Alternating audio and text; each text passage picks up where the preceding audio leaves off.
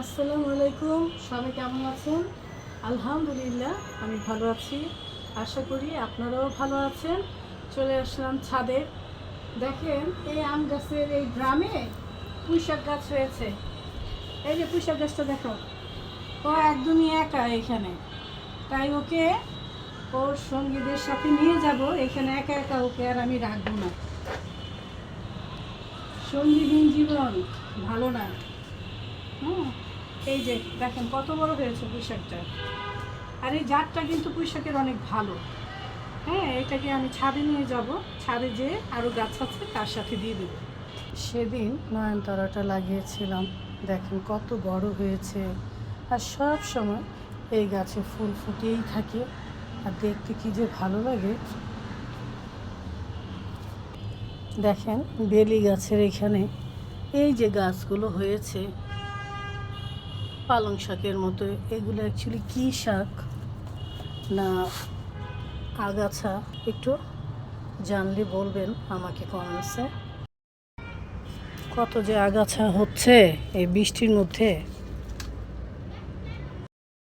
আর এই সবেদা গাছের ড্রামে দেখেন টমেটো গাছ হয়েছে। এটা আর আমি উঠাই নাই, দেখি কি হয়।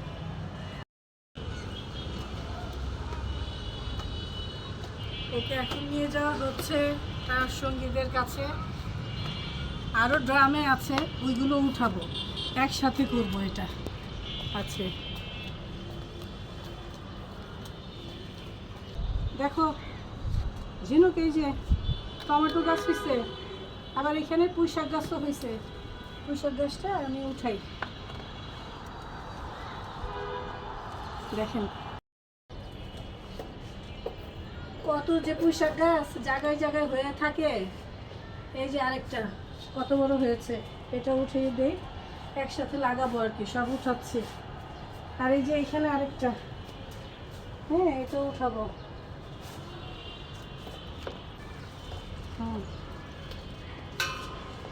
পুঁইশাক গাছের অভাব নেই। আর আজকে দুপুরে কি রান্না করেছি চলেন দেখি। চলে এসেছি আমার রান্নাঘরে।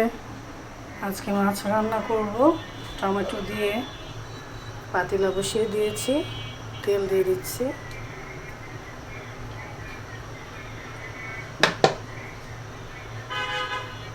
মাছটা ভেজে নেব।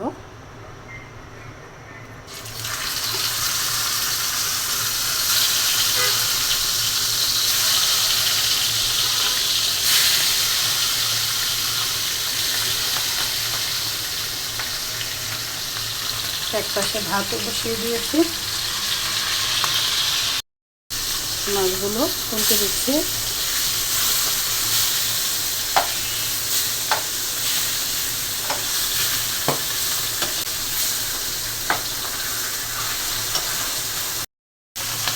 বড় মাছ একটু ভেজে রান্না করলেই ভালো লাগে খেতে।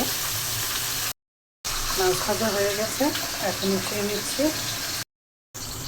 মাছের মাথাটা আজকে আপনার ভাইয়াকে খাওয়াবো, ভালো করে ভেজে নিলাম। মাছ ভাজা তেলের মধ্যে পেঁয়াজ দিয়ে দিচ্ছি।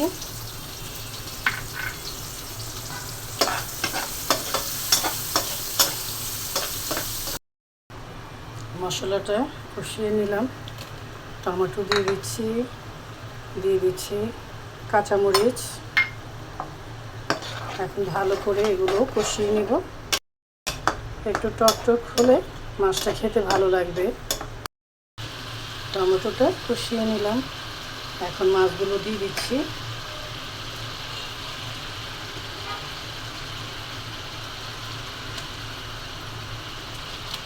দিয়ে দিচ্ছি পানি, ঝোল ঝোল করবো তাই একটু বেশি করেই পানি দিলাম।